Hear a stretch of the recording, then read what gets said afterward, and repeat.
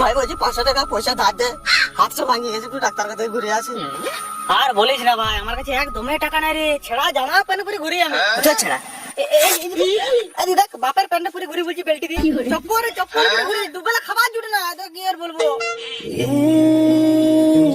আরে বন্ধু, বাসে ভালো করে যাবি, আর এলে 5000 টাকা ভালো করে কলকাতায় ডাক্তার দেখাই আসবি, বুঝলি? আর কোনো কিছু সমস্যা হলে আমাকে বলবি, আর টাকা পয়সার সমস্যা হলেও বলবি, তো কিডনি বিক্রি হলেও আমি সাহায্য করবো। দেখ ভাই, বন্ধুই তো বন্ধুর হেল্প করে। তুই আয়। বলছি ভাই তোরা যে ওর বন্ধু,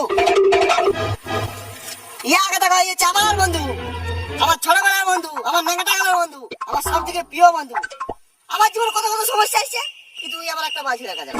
আমার কাছে ডাক্তার যাওয়ার জন্য 500 টাকা পয়সা কইল, তো এমন এমন সমস্যা বলি রে ভাই, যেমন তুই ভিক্ষা করে খায়, আমি থেকে পকেটে দুটো আইফোন ঘুরাচ্ছে, বাঁচি আমার। তোর মাতার বন্ধু আমার দরকার নাই রে, আমার তো হাত ভাঙিছে। ধরতে পারলে তুই যদি আমার সাথে পথে ঘুরুস, এই আংশাটা ঢুকবা এমন ভাবে বিক্রি হয়, তাই না তোর কোনার ইলাস্টিকে হাতটা ভাঙি দেবো আমি।